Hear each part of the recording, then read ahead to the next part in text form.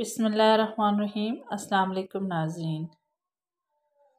नाज़रीन, आज की वीडियो में हम बात करेंगे पाँव की एड़ियों के बारे में। पुराने वक्तों में ख़वातीन अपने आप को खूबसूरत, दिलकश और जाज़िब नज़र बनाने के लिए मसरूफ़ रहती थी।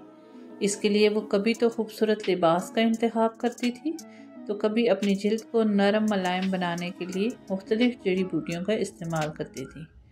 नरम और मुलायम एड़ियाँ हासिल करना खूबसूरत पाँव आपकी खूबसूरती की निशानदेही करते हैं और इस बात का पता देते हैं कि आप अपनी शख्सियत को निखारने के लिए कितनी मेहनत करते हैं। ऐसे में अगर आपकी एड़ियाँ फटी या ख़राब हों तो आपके पाँव की खूबसूरती कम हो सकती है। ख़राब एड़ियाँ तकरीबन हर औरत का मसला है और आजकल की रोज़मर्रा की मसरूफ़ ज़िंदगी में इससे छुटकारा हासिल करना एक मुश्किल काम महसूस हो सकता है। इसके लिए हमारे पास एक घरेलू तरकीब है जिसको इस्तेमाल करके आप खूबसूरत और नरम और मुलायम एड़ियाँ हासिल कर सकते हैं। तो इसके लिए आपको चाहिए होगा एक बड़ा लीमू, अच्छी मॉइस्चराइजिंग क्रीम।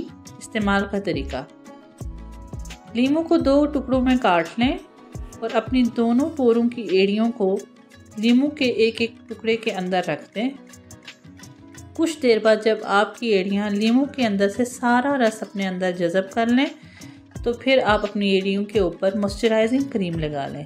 यह अमल रोज़ रात सोने से पहले दोहराएं और कुछ ही दिनों में आपकी फटी हुई एड़ियाँ ठीक हो जाएंगी।